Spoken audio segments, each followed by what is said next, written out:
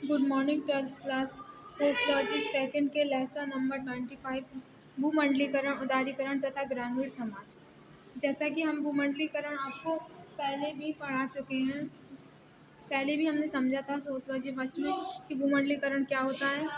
हम सभी जानते हैं कि उपनिवेशवादी शासन के दौरान हमारे देश की अर्थव्यवस्था पूरी तरह विघटित हो गई थी। उपनिवेशवादी शासन यानी कि दूसरे देशों ने हमारे देश में आकर जो उपनिवेश स्थापित किए थे और धीरे धीरे उन्होंने हमारे देश की आर्थिक व्यवस्था को पूरी तरह से विघटित कर दिया था, यानी कि नष्ट कर दिया था। स्वतंत्रता के समय भारत एक ऐसे चौराहे पर था जहां यह समझ पाना बहुत कठिन था कि किस रास्ते पर आगे बढ़ने से देश की मंजिल को पा सकते हैं, यानी कि हम पूरी तरह से हमारी आर्थिक व्यवस्था छिन्न भिन्न हो चुकी थी। इस समय दुनिया में दो तरह की आर्थिक व्यवस्थाएं प्रचलन में थी, एक रूस और दूसरे अनेक देशों में समाजवादी अर्थव्यवस्था के द्वारा आर्थिक विकास के प्रयत्न किए जा रहे थे।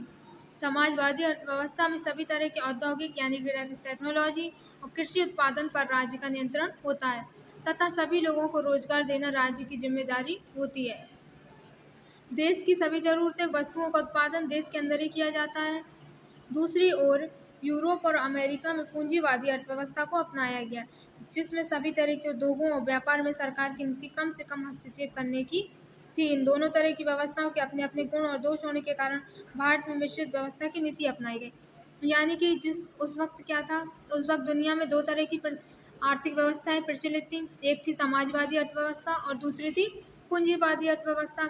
समाजवादी अर्थव्यवस्था का समर्थन रूस कर रहा था, पूंजीवादी अर्थव्यवस्था का समर्थन यूरोप और अमेरिका के देश कर रहे थे। किंतु इन दोनों ही इन दोनों ही व्यवस्थाओं में कुछ गुण थे तो कुछ दोष थे, इसलिए भारत ने इन दोनों की मिश्रित अर्थव्यवस्था को अपनाया और अपनी एक नई नीति बनाई जिसे मिश्रित अर्थव्यवस्था कहा गया।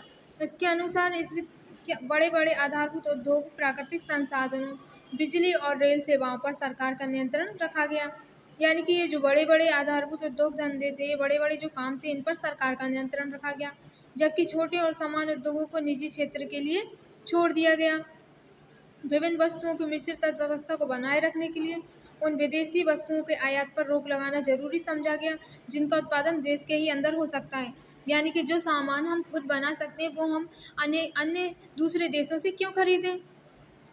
तो इससे हमारी अर्थव्यवस्था, अगर हम अपने ही देश में सामान बना के अपने देश में ही बेचेंगे तो इससे हमारी अर्थव्यवस्था मजबूत होगी।